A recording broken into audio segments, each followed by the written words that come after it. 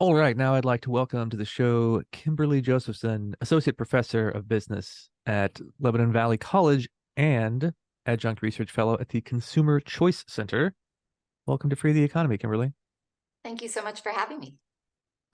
All right, so I've been thinking a lot about the Federal Trade Commission recently, and I think you've been thinking about it probably most of your academic career, and about the powers and authority that the FTC wields over the American economy.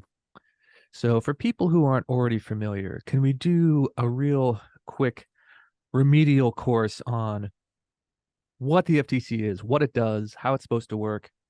Because I think some people will be familiar with some things they do regarding like deceptive advertising claims, and other people will be more familiar with news stories about merger reviews and big companies and stuff like that. So, what should they be doing before we get to what they're actually doing? Well, the whole idea of the FTC is to make sure that our economy is running in a healthy manner, in that we have competition that's occurring within industry sectors, that there's no unfair practices that are doing harm to consumers. And actually, that's an important point is, the FTC and its role and really how it positions itself as kind of yeah, taking part in promoting capitalism and the market economy. That has evolved over time in regards to how it interjects, how it presents these different guidelines, and so we have seen a shift over time in that. Around the 1970s and 1980s, when court cases were brought forth, there was a greater focus on really consumer welfare. And so there was a shift in mentality in that we need to make sure that the consumers are protected by what's going on. We see currently the FTC is doing about an about face and kind of going back to the mindset of broadening the scope of the FTC's rulings in regards to practices by businesses, and specifically Lena Khan is really targeting mergers, and even she's even recommending that we look at past deals being done. So right now, new guidelines were implemented, or not implemented. They have been proposed to really update horizontal and vertical mergers. And this is actually really unfortunate. So horizontal mergers are ones where you have companies that are really adjacent to each other or within the same industry sector that merge together.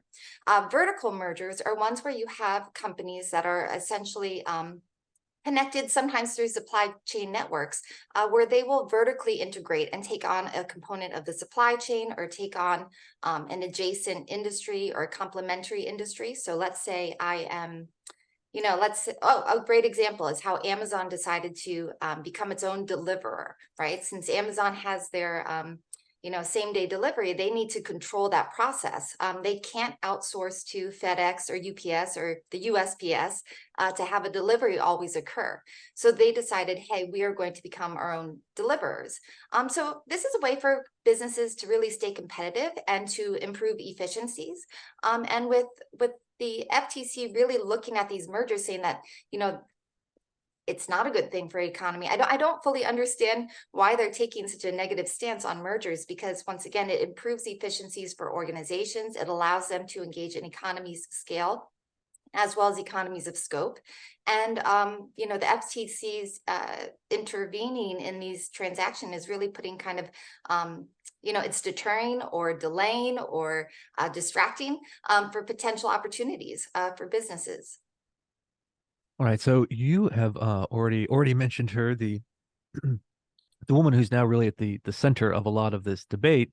So that's Lena Khan. And in 2021, President Biden appointed her. She was sort of a well-known kind of legal scholar in this area, um, and pointed her to the commission, and now she's the chair. And of course, the chair of the commission has a lot of control over how the agency operates and the priorities um, it pursues.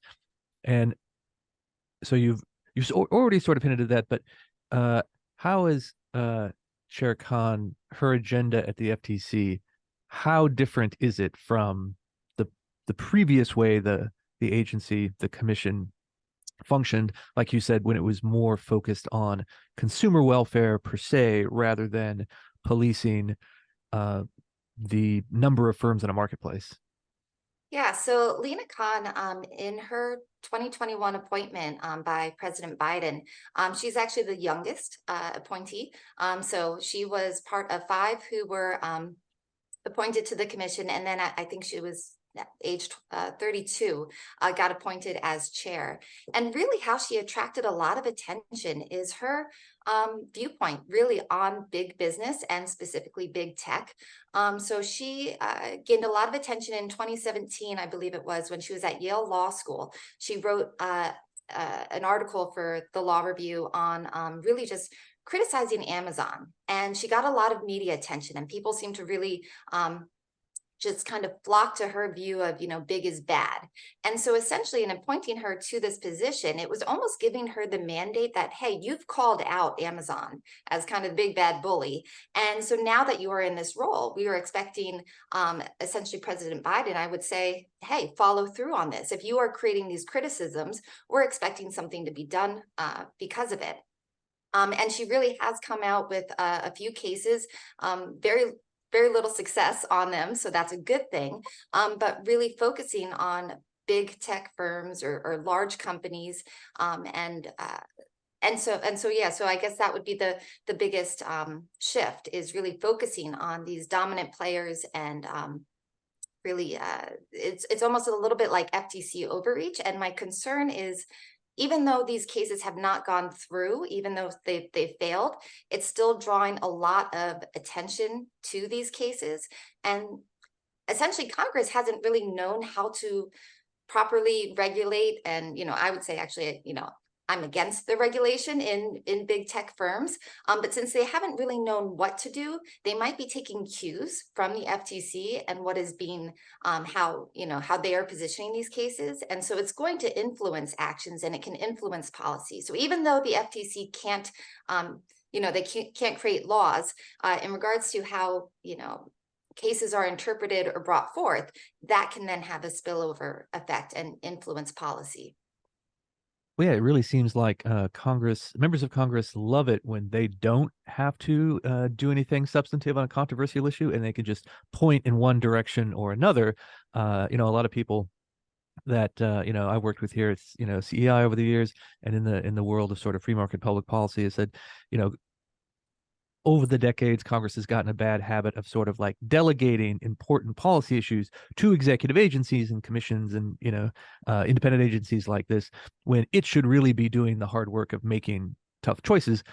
But that way, they just get to point and say, "Oh no, those people over there at the FTC, they're doing it. Don't blame us if you don't like it, and don't expect us to do anything controversial or take any tough positions to resolve this problem." You know, and Right. it seems to be there's a situation where the leadership of the FTC now has been going aggressively in a handful of high profile cases, and they've been sort of pushed back by courts who have not agreed with them. And the question is, well, what is the where is the commission going now, right? If all of its big high profile things are failing, then what's the direction in leadership supposed to be? Or do they just kind of keep banging their head against the wall, or because there doesn't seem to be any sort of restatement of strategy from the chair and her leadership team.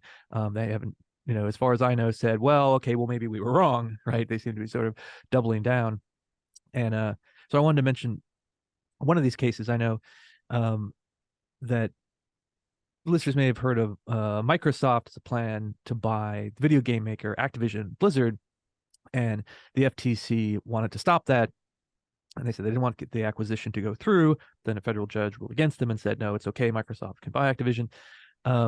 What was the big issue there that the FTC was concerned about? And what's the sort of like legal basis why the FTC isn't getting their way? Right, right. So, and actually, to point out, even though these cases have been failing, it still is a cost to businesses and to our economy. So, Right. time is money, and the effort and the stalling of these deals and transactions are really hurting American competitiveness. And this was a big issue for Microsoft wanting to acquire Activision Blizzard. So, Activision Blizzard.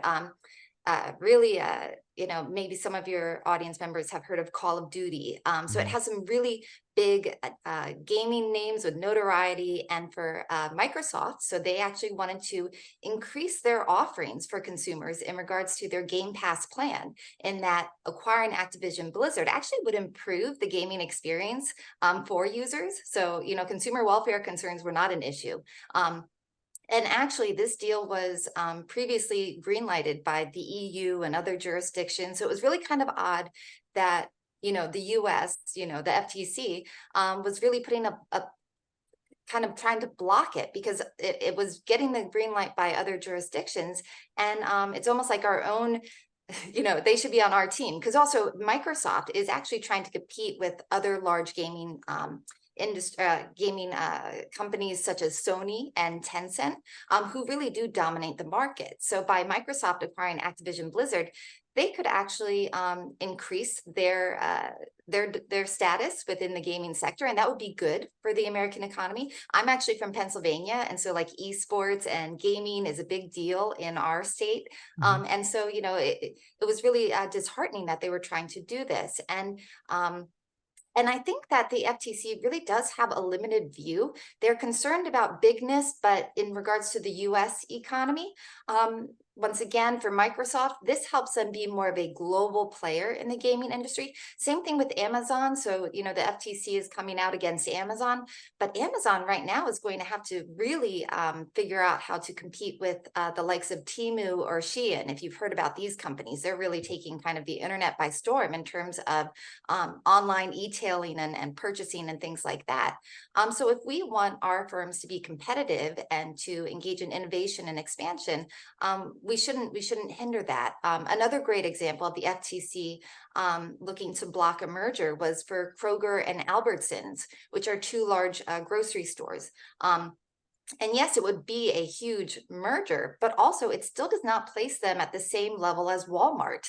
And wouldn't it be nice for Walmart to have a competitor? So the FTC is a little bit has a skewed view about these mergers, and it's not overly clear, what the point of it is, other than looking to really scare away, I guess, future deals, or just really kind of engage in activities that really will create problems for these companies down the line.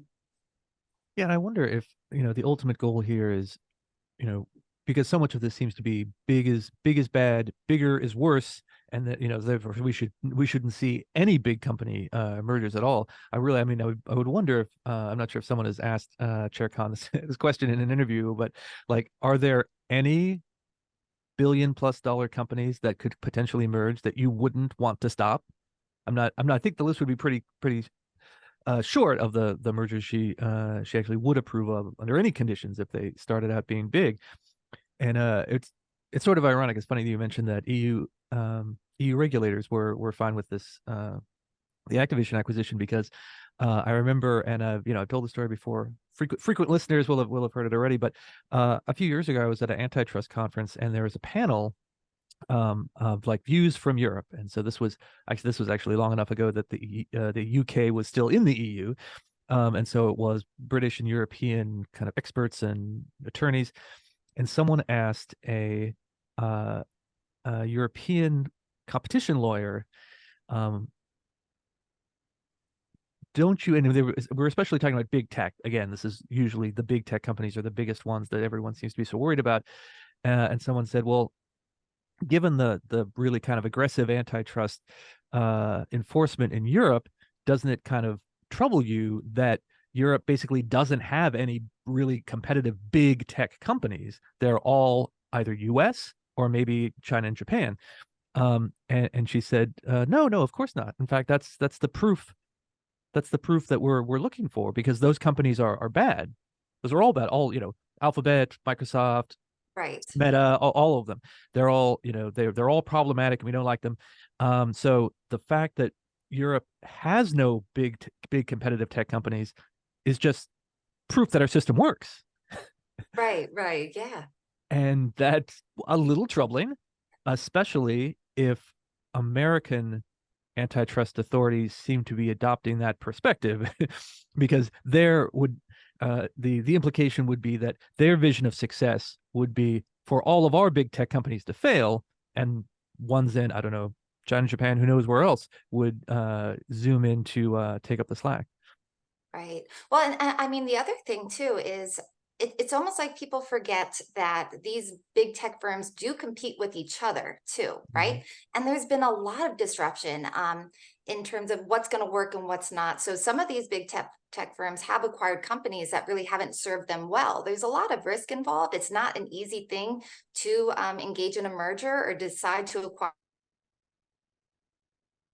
a company. So, there's no guarantee of success. And we've had a lot of turnover actually within social media and within big tech, right? So we even started out with Friendster and then MySpace and then Facebook and right.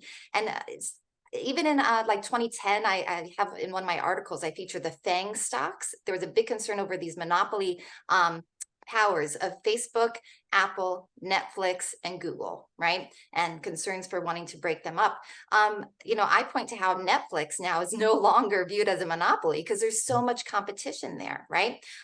If we think about even Twitter right now, TikTok just recently released, I think it was today, its text feature. So now that you can do, text, you can have if you want to say something on TikTok, you can do that now, which might put Twitter kind of on the defense.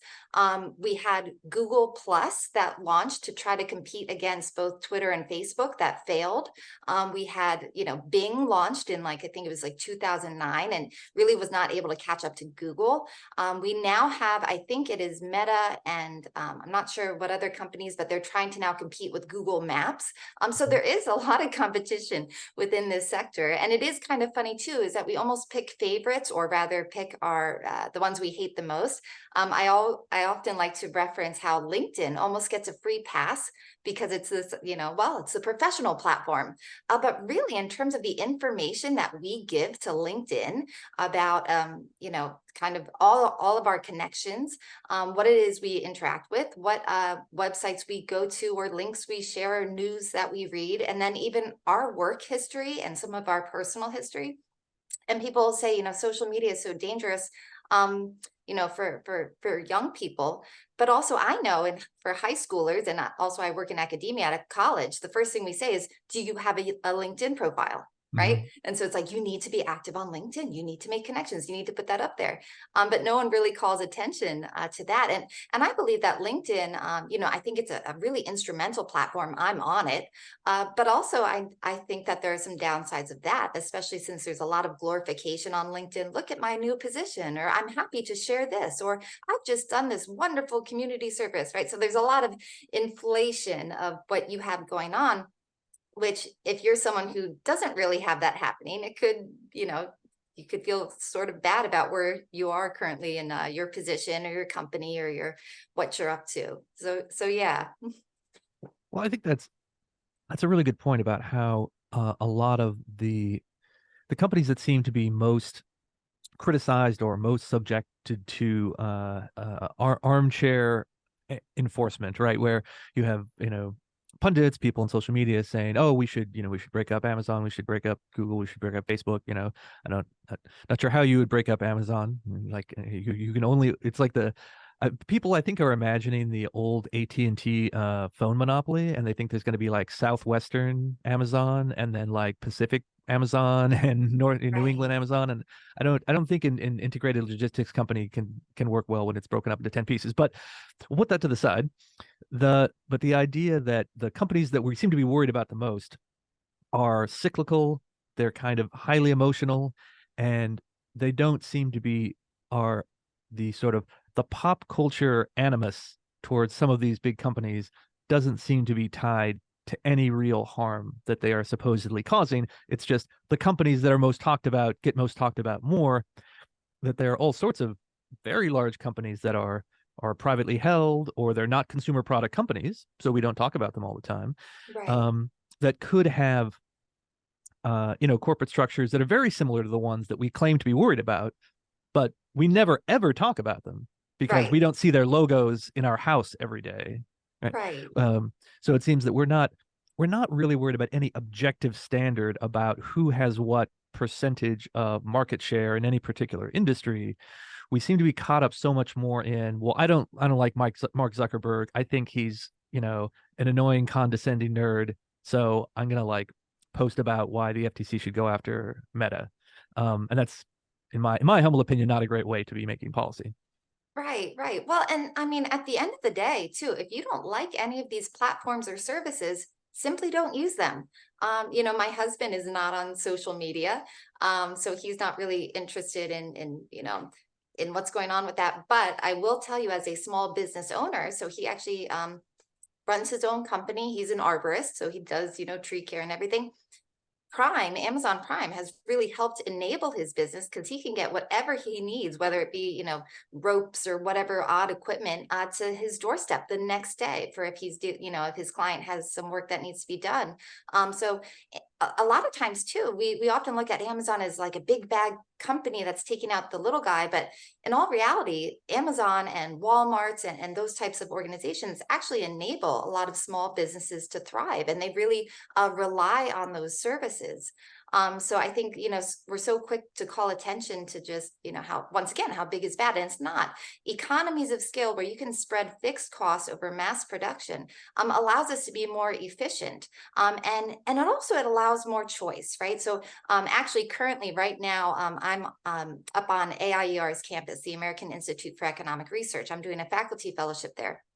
And there's some beautiful areas around here, beautiful for nature and hiking and everything, but also even in regards to shopping. And many of the stores in Lenox and Stockbridge, I can't afford. It's way out of my price range, right? But clearly it's in some other people's price range. And so as a consumer, I love that I have an option that, if I need a $20 bookcase from IKEA, I can get that. If I have the purchasing power though, and the desire to buy artisanal cheese versus something that's processed, I love that I can do that.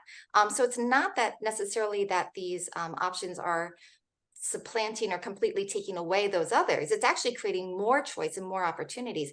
And especially for those who are at the lower end of socioeconomic status, having the ability to get these products at a price point that they can afford, as well as even access to resources and information online. And I think this is one of the things that the FTC has had difficulty in, how do we rein in big tech? Well, it's hard to prove that there's any infringement in consumer welfare when it's free for me to do a Google search, right? Mhm. It's free for me to connect with someone, unless I pay for a premium service, but it's free for me to connect on LinkedIn, right? This app really empowers and enables people.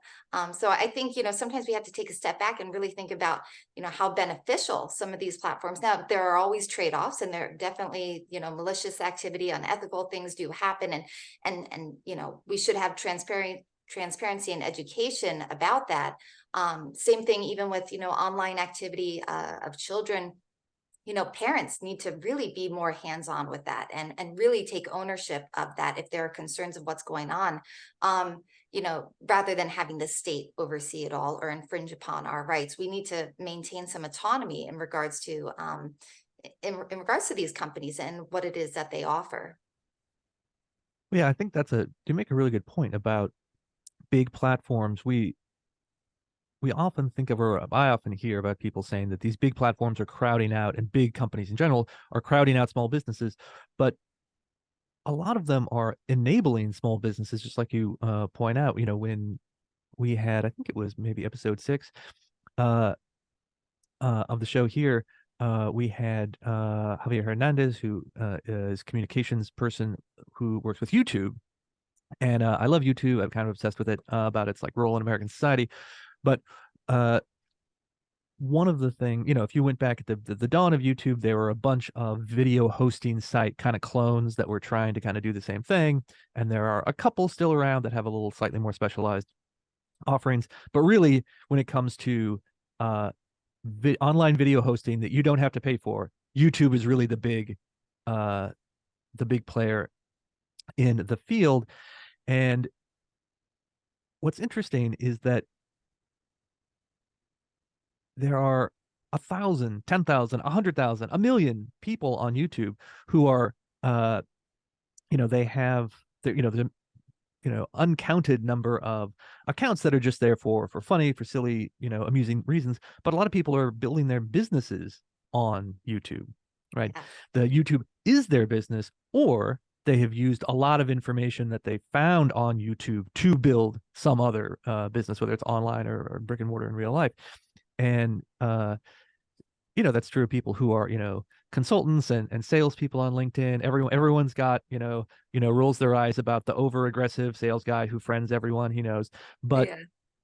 that the the underlying important part here is that it is a valuable way to exchange information that builds people's careers and sometimes entire businesses, right? Is it wouldn't work if it were always people cold calling you with annoying things, because they wouldn't get anywhere with that, right? Right. Right. Obviously, the reason why it exists and prospers is because it does create a lot of these win-win scenarios. So for every time someone from, college tries to get you to like sign up to their like one-man consulting firm, and you sort of roll your eyes, oh, he's messaging me again. Like 2 weeks later, someone sends you a resume through LinkedIn that is the perfect for the someone you need to hire, right? Right. There's Right. a reason why everyone says, "Wow, you got to be on LinkedIn," not because there's a nefarious plot to force you to be on LinkedIn, because that network is providing millions of people lots of value all the time, or no one would spend any time on it. Right, exactly. I'm once again, we're traveling right now, and so we're looking up restaurants to go to. And one of the things that we do is we Google it, right? But then also in the search results, usually comes up is the Facebook page of these businesses. And a lot of companies, small businesses, use Facebook as their primary website rather Mhm. than paying for their own website. They just use Facebook or they use Instagram.